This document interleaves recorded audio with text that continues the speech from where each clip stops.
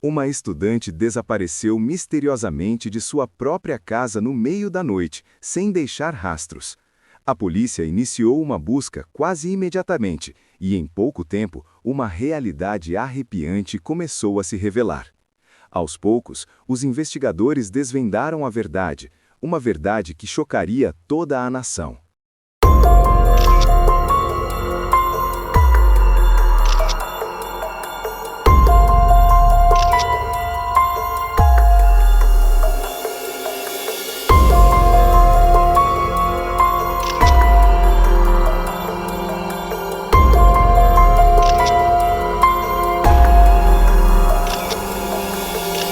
Eve Carson nasceu em 19 de novembro de 1985, em Athens, Geórgia. Desde jovem, destacou-se por sua excepcional determinação e foco. No ensino médio, foi vice-presidente do Grêmio Estudantil. Trabalhou como voluntária em um lar de idosos e em um abrigo para adolescentes vítimas de abuso. Atuou como assistente parlamentar e auxiliou em um laboratório de pesquisa com células-tronco. Tudo isso enquanto conciliava os estudos. Após se formar com honras, Eve ingressou na Universidade da Carolina do Norte, onde cursou dupla graduação em Ciência Política e Biologia. Seu excelente desempenho acadêmico lhe rendeu uma bolsa de estudos altamente concorrida. No campus, ela rapidamente se destacou como líder, assumindo papéis importantes em diversas organizações estudantis. Mas o impacto de Eve foi além da universidade. Ela continuou seu trabalho comunitário, ensinou ciências em uma escola primária local e até dedicou tempo a projetos de voluntariado no exterior. Passou um verão no Equador auxiliando médicos, estudou por um semestre em Cuba e integrou uma equipe de pesquisa no Egito. Claramente, ela estava entre as alunas mais talentosas da UNC. Eve tinha grandes ambições para o futuro e já estava a caminho de alcançá-las. Mesmo antes de se formar, ela já havia garantido uma oferta de emprego de uma grande empresa, pronta para iniciar sua carreira após a graduação. Em fevereiro, Eve tinha 22 anos e estava no último ano da faculdade. Ela morava fora do campus com um grupo de amigos muito unidos. Na noite de 5 de março, por volta de 1h30 da manhã, suas colegas de quarto saíram para uma festa. Eles convidaram Eve para ir junto, mas ela recusou, preferindo ficar em casa e se preparar para as aulas. Saíram sem ela e só voltaram por volta das 4h30 da manhã. Quando os amigos dela chegaram em casa, perceberam imediatamente que algo estava errado. A porta da frente estava escancarada, as luzes ainda estavam acesas, mas Eve havia sumido. O carro dela também não estava lá. Nada fazia sentido. Por que ela sairia no meio da noite e por que deixaria a casa destrancada daquele jeito? Eles tentaram ligar para ela, mas ela nunca atendeu. Ainda assim, eles se agarraram à esperança de que algo inesperado tivesse acontecido e que ela simplesmente tivesse precisado sair. Eles esperaram, na expectativa de que ela voltasse pela porta, mas no dia seguinte ainda não havia sinal de Eve. Foi então que uma de suas amigas finalmente decidiu que era a hora de chamar a polícia. Assim que os investigadores ouviram os detalhes, eles revelaram algo arrepiante. Naquela mesma manhã, a polícia havia descoberto o corpo de uma jovem, cuja identidade ainda era desconhecida. Eles mostraram uma foto para uma de suas amigas de Eve e, num instante, ela a reconheceu. Era Eve. Poucas horas depois de ela ter sido vista pela última vez, por volta das 5 da manhã, a polícia recebeu uma ligação de uma mulher que morava a cerca de 1,5 km da casa de Eve. Ela acordou sobressaltada com o som de tiros, seguido de um grito. Alarmada, ligou imediatamente para as autoridades. Quando os policiais chegaram, encontraram o corpo de uma jovem estendido no chão. Ela não tinha documentos, nem celular, nada que a identificasse. Apenas a triste evidência de que havia sido baleada várias vezes. Assim que sua amiga confirmou que era Eve, os detetives entrevistaram suas colegas de quarto e reconstruíram uma cronologia aproximada dos acontecimentos. À 1h30 da manhã, ela ainda estava em casa estudando. Às 5 da manhã, seu corpo foi encontrado a 1,5 km de distância. As perguntas urgentes passaram a ser: como ela chegou lá e quem era o responsável? Como seu carro havia desaparecido, os investigadores suspeitaram de roubo. Essa teoria pareceu ainda mais provável quando uma busca em seu quarto revelou que sua carteira e cartões de crédito também haviam sumido e não foram encontrados perto do corpo. O legista posteriormente confirmou que não havia sinais de agressão sexual, descartando essa possibilidade como motivação. Quando os investigadores verificaram o histórico de chamadas do celular de Eve, viram que o último sinal havia sido emitido por uma torre próxima a uma rodovia, nos arredores da cidade, mas o próprio celular nunca foi encontrado. Ao que tudo indica, o assassino havia se desfeito do objeto em algum lugar na floresta. Então surgiu a primeira pista significativa.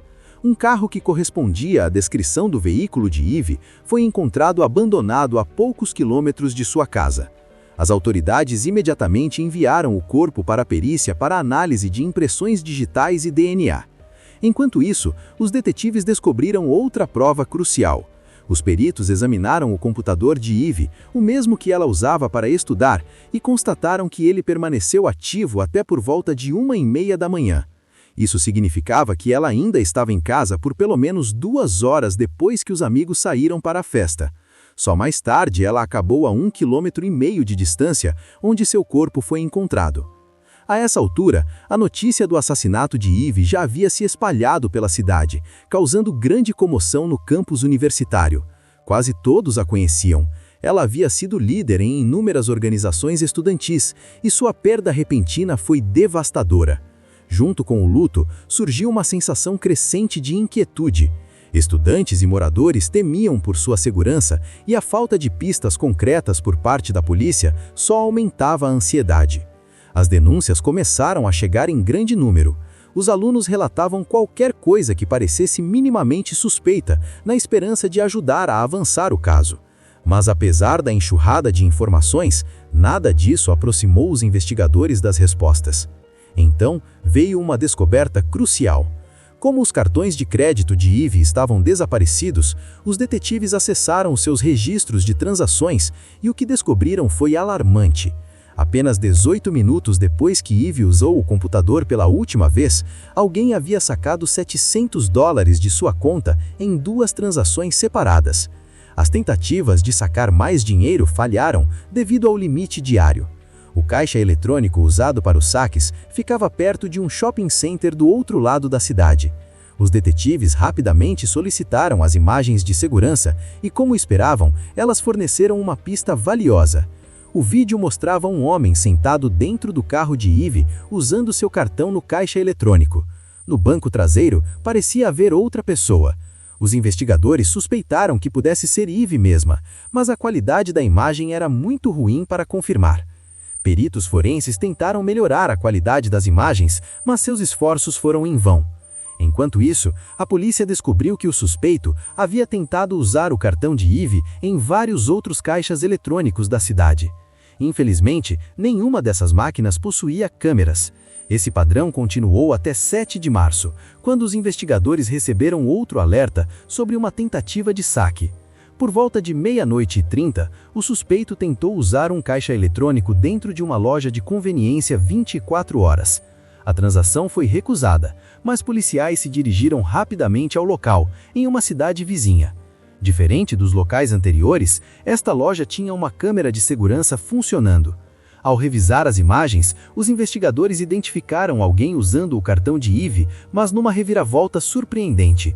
Não era o mesmo homem visto no primeiro vídeo do caixa eletrônico. Agora os detetives se deparavam com 2 possibilidades. Ou mais de uma pessoa estava envolvida no assassinato de Eve, ou o assassino passou seu cartão para um cúmplice. Eles tentaram identificar o segundo suspeito, mas novamente as imagens estavam granuladas para uma identificação precisa. Com as pistas esfriando, a polícia pediu ajuda ao público. Eles divulgaram as 2 séries de imagens de surveilância para a mídia, na esperança de que alguém reconhecesse os indivíduos. Dado o grande interesse que o caso já havia recebido, a delegacia rapidamente foi inundada de denúncias.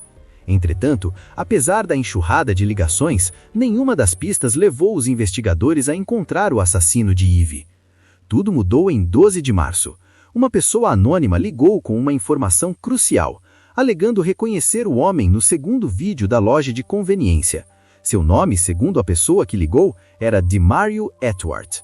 Os detetives começaram a investigar o passado de Edward e o que descobriram foi alarmante. Com apenas 21 anos, ele já tinha uma longa ficha criminal, com múltiplas apreensões por roubo, agressão, tráfico de drogas e outros crimes. Embora tenha cumprido pena na prisão, ele também havia sido liberto antecipadamente em diversas ocasiões. Ainda mais perturbador, descobriram que apenas 2 dias após o assassinato de Eve, DiMario tinha uma audiência no tribunal por porte ilegal de arma de fogo enquanto estava em liberdade provisória. Os investigadores analisaram suas antigas fotos de ficha criminal e as compararam com as imagens de segurança da loja. A semelhança era inegável. Eles estavam confiantes que haviam encontrado o culpado. Para reforçar o caso, descobriram que DiMario morava a curta distância da loja. Os detetives não perderam tempo e foram até a residência dele. Durante o interrogatório, DiMario negou qualquer envolvimento na morte de Eve, mas as imagens de vídeo deram à polícia motivo suficiente para prendê-lo. Conforme o caso se desenrolava, os detetives descobriram outra ligação. DiMario mantinha contato frequente com um jovem de 17 anos chamado Lawrence, que apesar da pouca idade, já possuía antecedentes criminais. Quando os investigadores analisaram a foto de Lawrence, eles o reconheceram imediatamente como a pessoa que dirigia o carro de Eve nas primeiras imagens do caixa eletrônico. Contrariamente a DiMario, porém, Lawrence não se rendeu facilmente. Ele se entrincheirou em sua casa, obrigando a polícia a acionar uma equipe da SWAT. Após finalmente ser detido, ele também negou qualquer envolvimento. Ambos os suspeitos foram indiciados e mantidos em custódia, aguardando o julgamento. Como nenhum deles cooperou, os investigadores recorreram a outros métodos para construir o caso. Os dados de celulares logo revelaram algo crucial. Na noite do assassinato de Eve, os celulares de ambos emitiram sinais de uma torre próxima ao bairro dela, embora morassem em outra cidade. Os detetives concluíram que DiMario e Lawrence provavelmente escolheram Eve aleatoriamente, procurando alguém para assaltar e percebendo que ela estava sozinha em casa tarde da noite. Com base nos saques em caixas eletrônicos, os investigadores concluíram que Eve foi forçada a levar seus sequestradores a vários locais, onde foi obrigada a entregar seu cartão bancário. Após atingir o limite diário de saque de $700, eles a levaram para uma área arborizada nos arredores da cidade, onde a assassinaram. Devido à brutalidade do crime, os promotores anunciaram que buscariam a pena de morte para DiMario. O caso de Lawrence, no entanto, era mais complicado. Como ele ainda era menor de idade, a pena máxima que poderia enfrentar era prisão perpétua. Os promotores sabiam que as provas, por si só, poderiam não garantir uma condenação, então fizeram uma jogada calculada, oferecendo um acordo a DiMario. Se ele se declarasse culpado, a pena de morte seria descartada. Ele concordou e, ao fazê-lo, confessou os detalhes arrepiantes daquela noite. Segundo DiMario, ele e Lawrence tinham saído com um plano simples de cometer um roubo para ganhar dinheiro rápido. Lawrence ligou para ele com a ideia de atacar alguém no campus da universidade. Enquanto dirigiam por um bairro, avistaram Eve pela janela de sua casa e decidiram que ela seria sua vítima. Armados, invadiram a casa, a forçaram a entrar em seu próprio carro e começaram a ir de caixa eletrônico em caixa eletrônico, tentando esvaziar sua conta. Durante todo o terrível calvário, Eve implorou para que a deixassem ir. Ela prometeu que não diria nada, que só queria voltar para casa. Mas os dois já haviam tomado sua decisão. DiMario admitiu que eles decidiram matá-la porque ela tinha visto os rostos deles, mesmo que eles não se importassem em se disfarçar. Por fim, eles a levaram para uma rua deserta e atiraram nela várias vezes com 2 armas diferentes. Ele também revelou algo particularmente doloroso.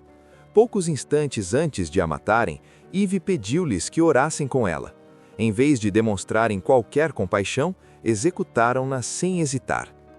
Em abril de 2010, 2 anos após o crime, DiMario foi considerado culpado. Graças ao acordo judicial, ele foi condenado à prisão perpétua mais 30 anos adicionais, escapando da pena de morte que antes enfrentava. Após o veredito, DiMario se dirigiu aos pais de Eve, pediu desculpas pelo que havia feito e admitiu que merecia a punição recebida. Enquanto isso, Lawrence se recusou a se declarar culpado e seu julgamento começou em dezembro de 2011. Apesar dos esforços de seu advogado para argumentar sua inocência, a confissão de Demario, combinada com as provas contundentes, levou à condenação de Lawrence à prisão perpétua. Mas sua história não terminou aí.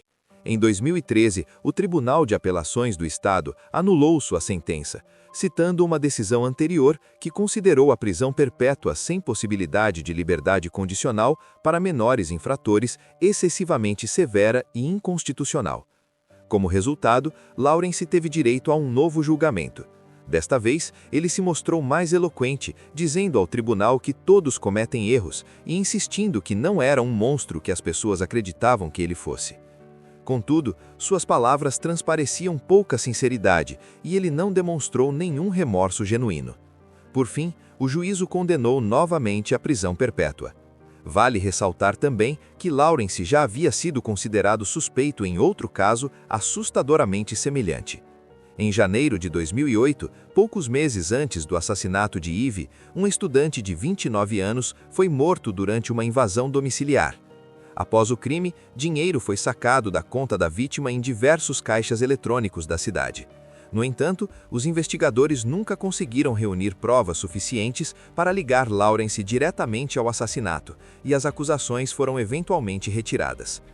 O caso de Eve não só atraiu a atenção nacional, como também provocou mudanças significativas. Em fevereiro, legisladores da Carolina do Norte aprovaram uma nova lei que impõe penas mais severas e procedimentos mais rigorosos para qualquer pessoa envolvida em crimes relacionados a gangues. A lei entrou oficialmente em vigência em 1º de dezembro e aplica-se a todos os crimes cometidos a partir dessa data. Foi uma lei que nasceu diretamente da tragédia que tirou a vida de Eve. Na universidade onde ela estudava, foi criada uma bolsa em seu nome e um jardim memorial foi estabelecido no campus para honrar sua memória. Em fevereiro de 2009, um dos amigos próximos de Eve chegou à final do American Idol. Durante sua apresentação no palco, ele compartilhou que a morte de Eve o inspirou a arriscar e fazer o teste.